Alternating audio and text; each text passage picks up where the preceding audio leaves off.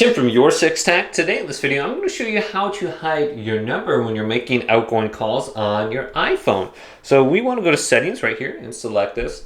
And we're looking for something called phone. So if we go back, let's go to apps under the main settings menu. This should be all the way at the bottom. Select this. Scroll on down and look for phone. Now you could just type it in at the top. But once we find it, here it is, phone.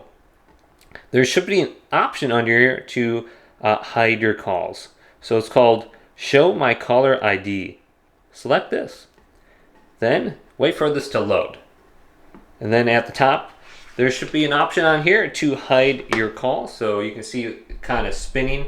And you might have to restart your phone if this doesn't display or anything like that.